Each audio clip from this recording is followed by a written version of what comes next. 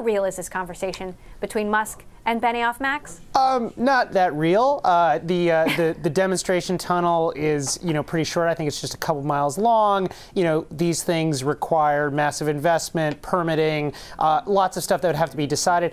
The one thing I will say is that Elon Musk has made big sort of investments by Twitter before. We saw a big solar project sort of get agreed to in a similar Twitter exchange. So we can't totally discount this, but I would more see this as a sign of two, moguls feeling pretty confident. Benioff because, he just had this big win at Prop C, and Musk because things seem to be kind of moving on the right track at Tesla.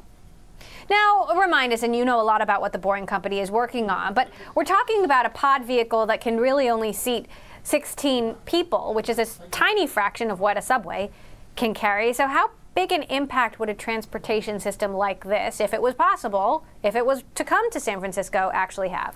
I think if it were exactly as you described it, probably not huge, obviously, because it'd be pretty small. I mean, what Musk has said, and when I talked to him about this a couple years ago, when the Boring Company was just getting off the ground, is that he's envisioning massive systems. So this would be these pods would probably be part of a much larger system that would include hyperloop trains and lots of pods and a sled thing to put your cars on. So I don't think he has any delusions about about scale. I think the idea would be if this became a real thing, which is a huge if, then there would be much bigger pods and lots more of them.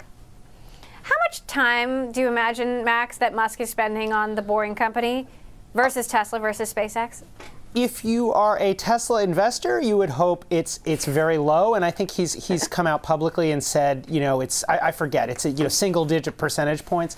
I mean, he's a guy who's known for multitasking. He's running Tesla and SpaceX and has been pretty successful as a sort of part-time CEO.